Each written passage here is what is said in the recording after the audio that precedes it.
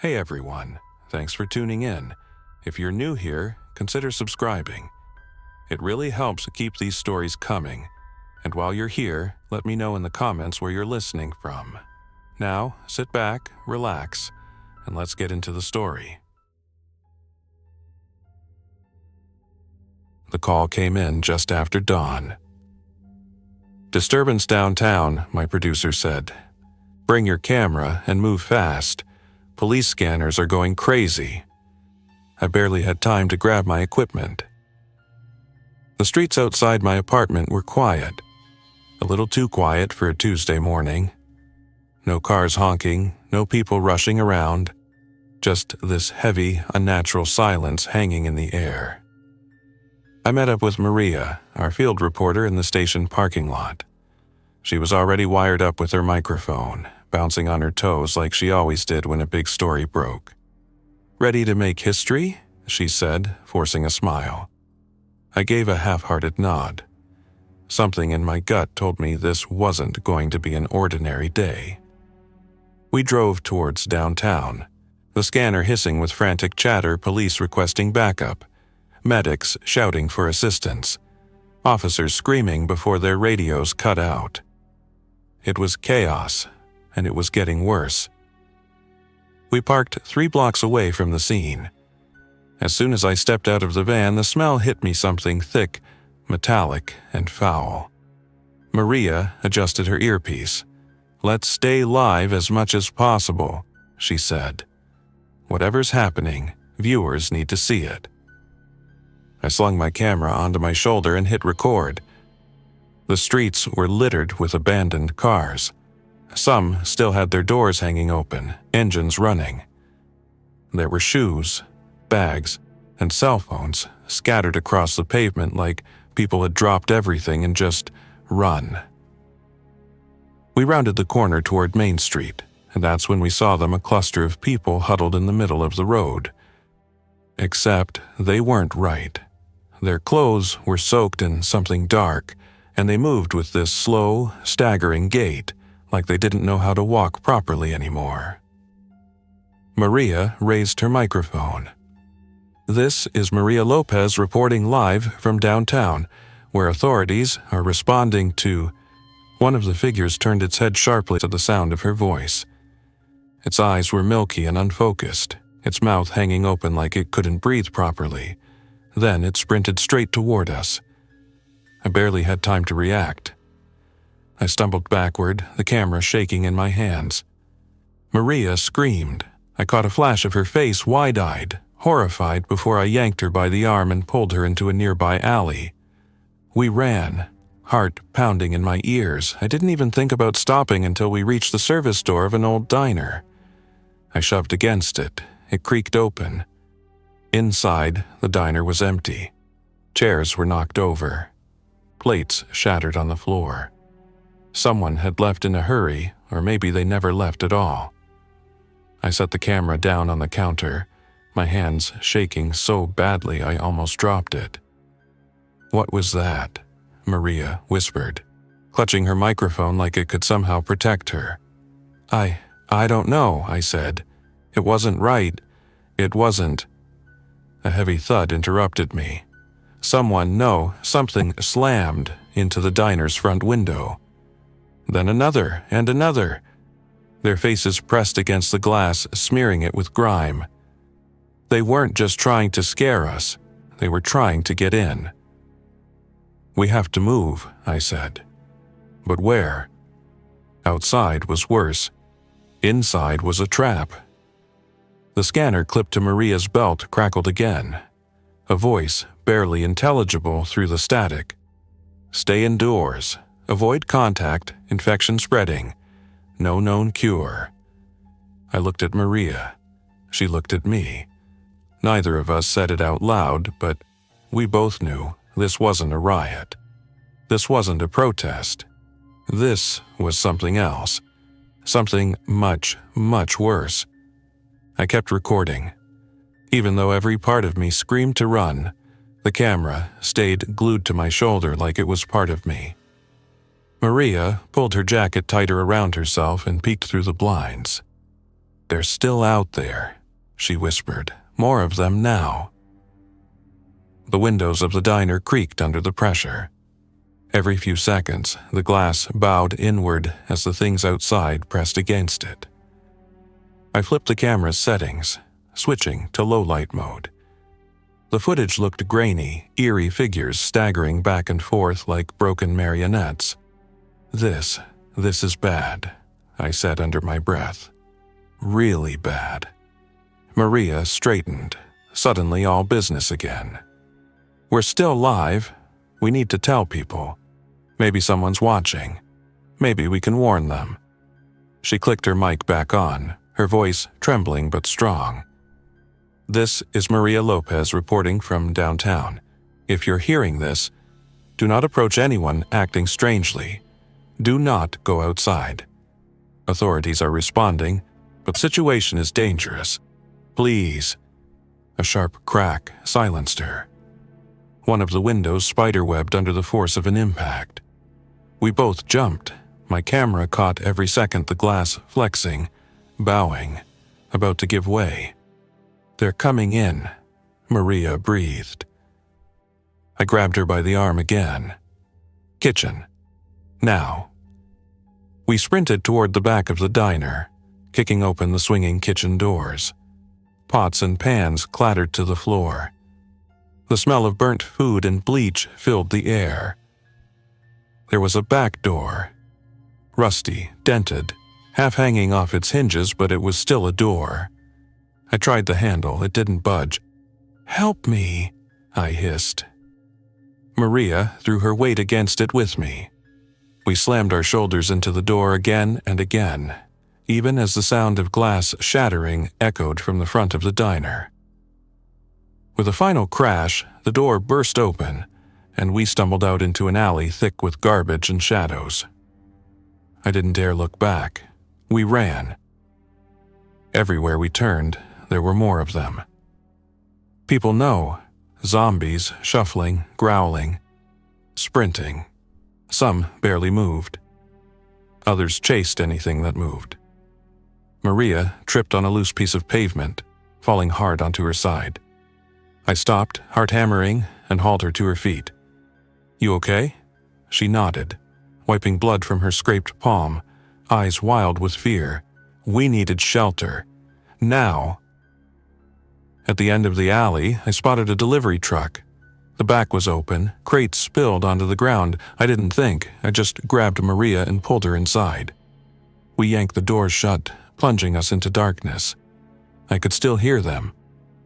Their groans, their dragging footsteps. They were close, too close.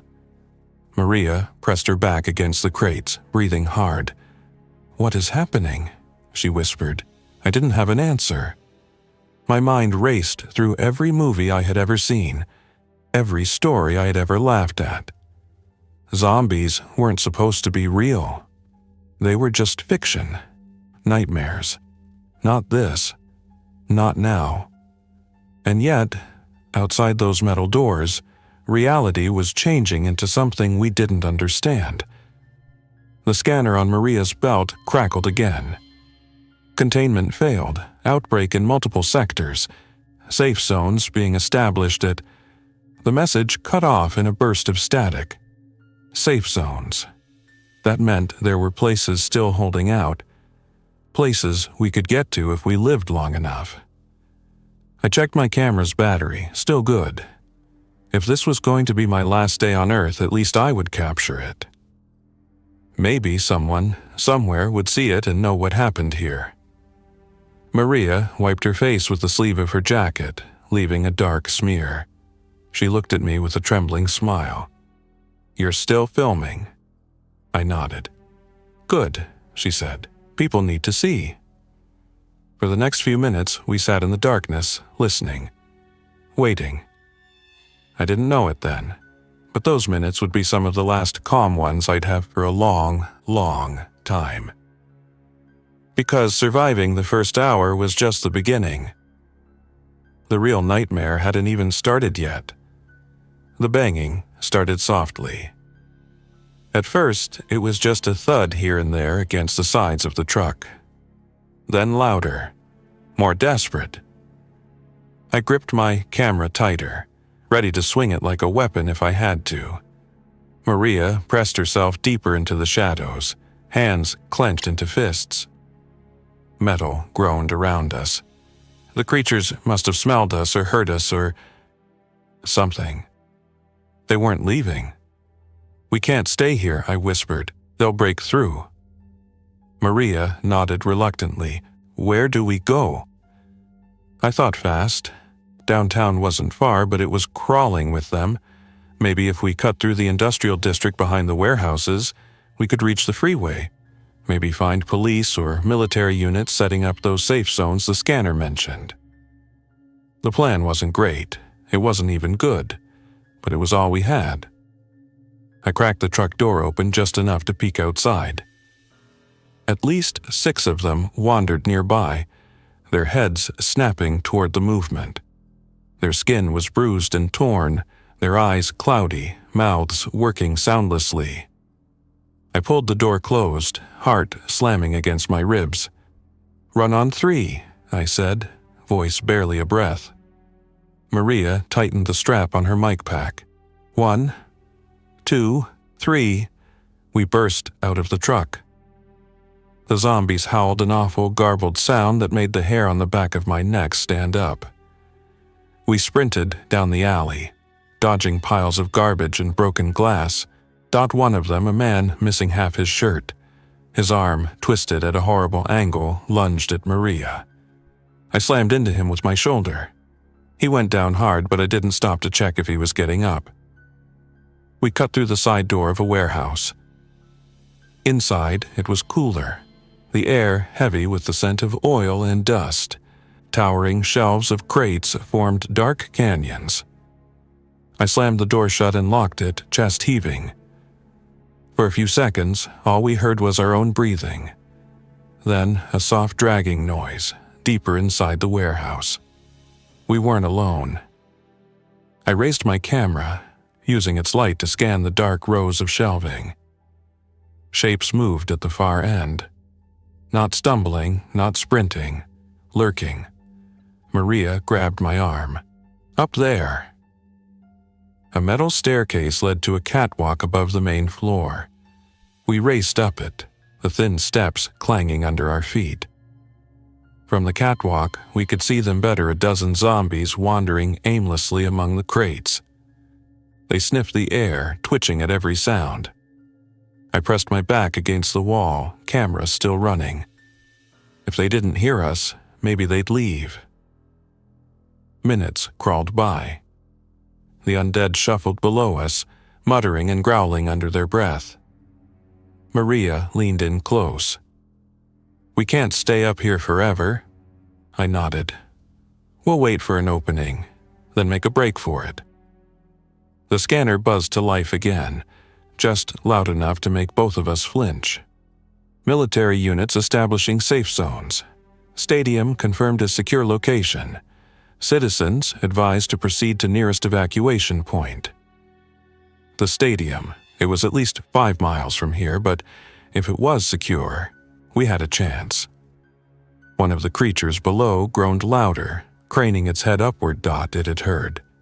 And now the others were looking too. "No choice," I said.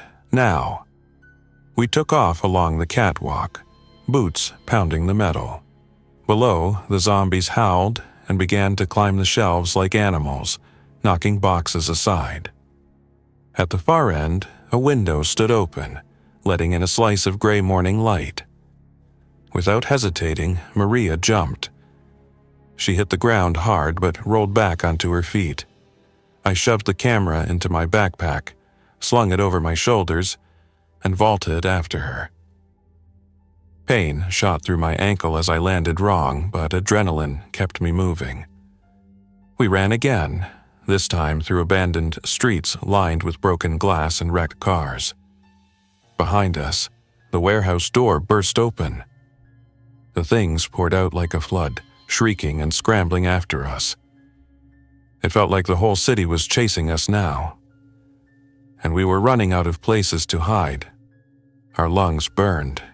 Our legs screamed, but we didn't stop. We sprinted through empty streets, weaving between smashed cars and fallen streetlights. Ahead, the road narrowed into a tunnel of debris and wreckage.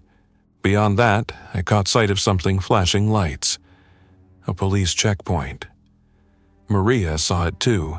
She grabbed my arm, gasping, "We made it!" For the first time in hours, hope flickered inside me. We hurried toward the flashing lights. I raised my camera again, instinctively recording. If rescue was coming, I wanted proof. As we got closer, the hope shriveled in my chest. The checkpoint wasn't safe. It was a scene of chaos and ruin. Police cars sat abandoned, their doors hanging open. Barricades were knocked over. Blood smeared the pavement in long dark trails. And the officers, some were still there. But they weren't human anymore. Half a dozen officers staggered among the wreckage, their uniforms torn and bloodied, their faces slack and twisted with hunger. Zombies. Maria cursed under her breath, yanking me behind a tipped-over SUV. I panned the camera over the scene, my hands shaking. The footage was grim, a front line that had collapsed completely. One of the creatures, a former officer, sniffed the air and started shambling in our direction. Another followed, and another. Maria mouthed, "Go." We crawled low, sticking close to the shadows. My camera caught glimpses of a fallen body in a SWAT vest. A radio crackling nonsense. A bloody clipboard still clutched in a cold hand. We reached the far end of the checkpoint. Beyond it, the freeway stretched out, littered with abandoned cars and debris, but open. We could make it to the stadium if we kept moving. We just had to get past the checkpoint. Maria checked her mic pack still working. Her face was pale but determined. She gave me a look. "Ready?" I nodded. We darted out from behind the SUV, running low and fast across the open ground. The zombies roared a broken, jarring sound that made my blood run cold. They chased us. Maria pulled ahead, vaulting over a barricade. I was slower, weighed down by the camera gear and the pounding pain in my ankle. A hand grabbed at my backpack, yanking me backward. I spun, slamming the camera into the creature's head. The blow knocked it off balance for a split second, just enough time for me to wrench free and run. Maria reached back, grabbing my hand and hauling me the last few feet. We stumbled onto the freeway, breathing hard, hearts pounding like war drums. Behind us, the undead crowded the checkpoint, snarling and clawing at the air, but they didn't follow. For some reason, they stayed there, as if tied to that spot. I didn't question it. We kept moving. The freeway was a graveyard. Cars sat abandoned in every lane. Some were wrecked, their windows smashed. Others were smeared with bloody handprints. Now and then, a lone zombie wandered between the cars, dragging itself along, its jaws working hungrily.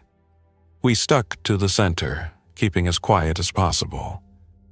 Maria checked the scanner again, her face lighting up. "Stadium's broadcasting a signal," she whispered. "They're calling survivors in." Relief flooded me. We could make it. We just had to survive a few more miles of this nightmare.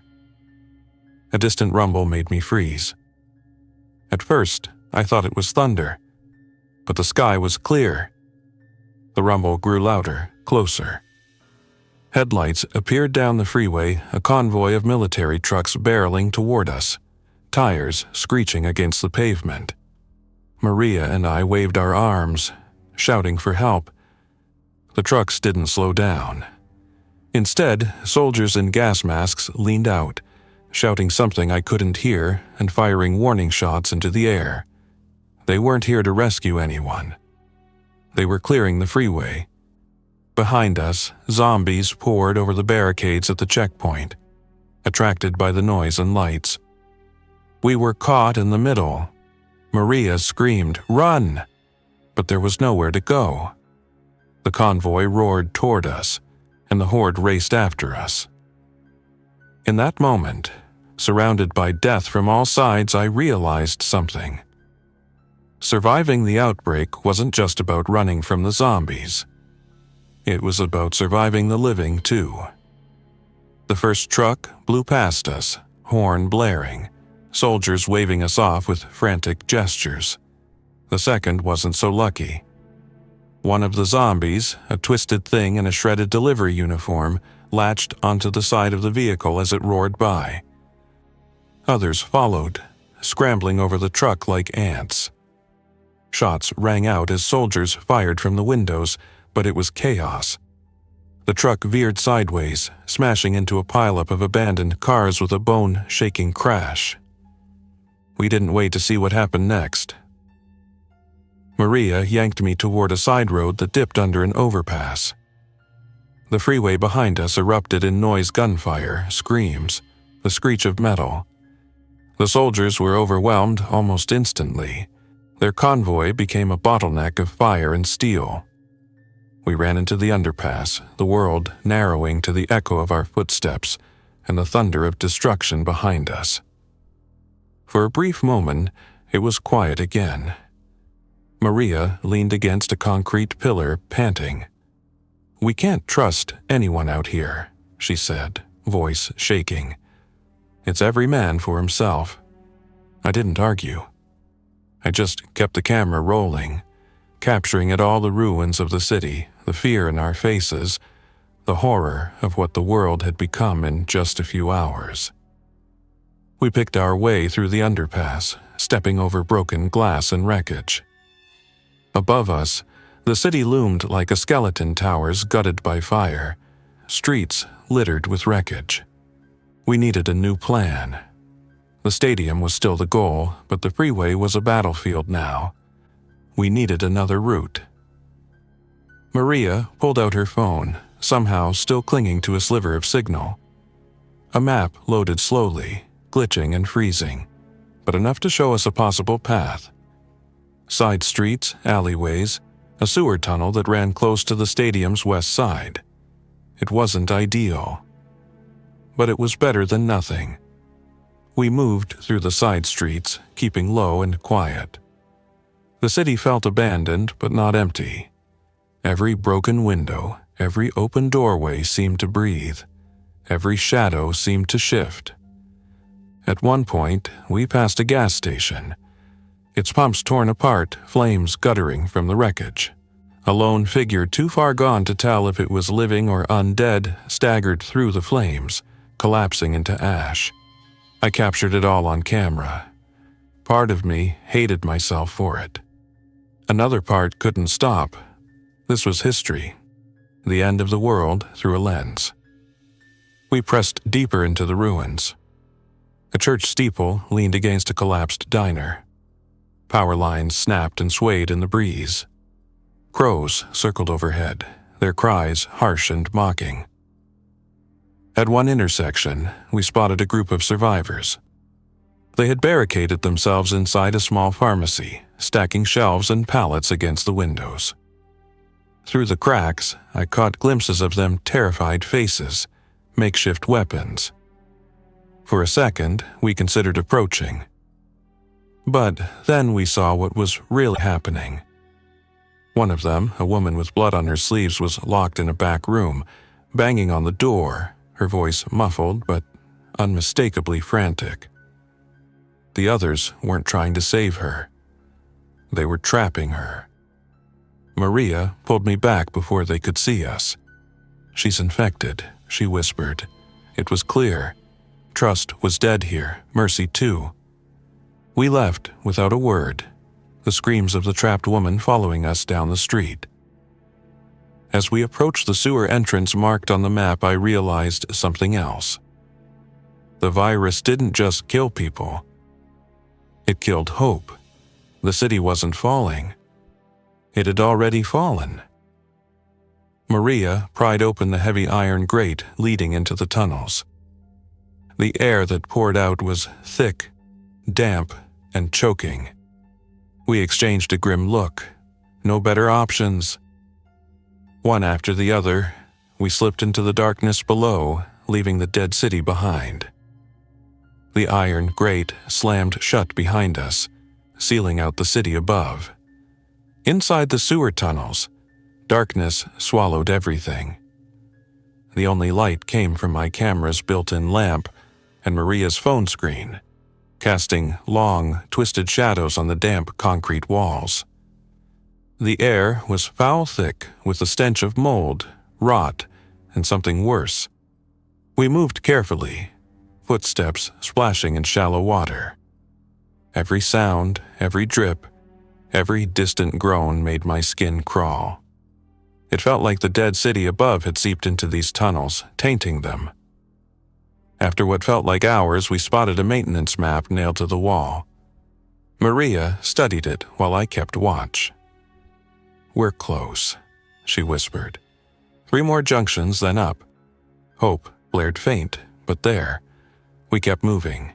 At the next bend, we heard it. A low, dragging shuffle. Wet breathing. I raised the camera, light slicing through the darkness. A figure lurched into view. It had been a man once, wearing the tattered remains of a sanitation uniform. His skin was slick and pale, eyes clouded, mouth working hungrily. More sounds echoed behind him. Dozens of them. The tunnels weren't empty. They were full of the dead. Mariah grabbed my arm. "Go!" We ran. The tunnel split at the next junction. We took the left path, plunging deeper into the maze. Behind us, the shuffling grew louder, faster, as if the creatures could smell the life on us. My legs burned, my ankle throbbed. Still, we pushed on. Ahead, a rusted ladder stretched upward, leading to a maintenance hatch. Maria scrambled up first, pushing at the hatch. It didn't budge. She slammed her shoulder into it. Still stuck. Below us, the sound of the horde filled the tunnel, a nightmare chorus of growls and splashes. I shoved the camera into my backpack, slinging it over one shoulder. Then I climbed up beside her. Together, we threw our weight against the hatch. It creaked, shifted, then burst open. Moonlight spilled into the tunnel. We hauled ourselves out onto cracked asphalt, gasping for air. Around us, the world was still chaos, burning buildings, broken streets, scattered gunfire in the distance. But above it all, the stadium lights burned bright. So close, maybe half a mile. We didn't hesitate. Behind us, the first zombie crawled out of the sewer, shrieking. We sprinted. The stadium was surrounded by hastily built barricades. Floodlights mounted on trucks illuminated the perimeter. Soldiers patrolled the gates, weapons raised, faces grim behind gas masks. As we approached, soldiers shouted for us to stop. Hands raised, Maria screamed, "We're clean, please." They scanned us. Floodlights washing over every inch, then waved us forward. I staggered through the gates, nearly collapsing from exhaustion. Inside the stadium, the scene was surreal. Families huddled in the bleachers, wrapped in blankets. Medics treated the wounded on the sidelines. Generators rumbled, radios crackled. People cried, prayed, shouted. The whole world squeezed into one desperate, flickering refuge. Maria and I found a spot near the edge of the field, sinking to the ground. For the first time in what felt like forever, we were safe. For now. I pulled out the camera, reviewing the footage. Every frame was a record of the first 12 hours, the collapse of a city, the birth of terror, the raw truth. Maria leaned against me, exhausted, but alive. "You're gonna show this to the world," she said. I nodded, though deep down I wasn't sure what world would still be watching. Still, I raised the camera one last time, pointing it at myself. My hands trembled as I spoke. "My name is Ethan Cross. I was a news cameraman. This is what happened during the first 12 hours of the zombie outbreak. If you're seeing this, stay alive. I clicked off the camera. Outside the stadium walls, the city screamed. But for now, we had made it. For now, the story continued. Thanks for listening. If you enjoyed this story, don't forget to like and subscribe. Your support keeps these creepypastas coming. Until next time, stay alert, stay safe, and never ignore the feeling that something is watching.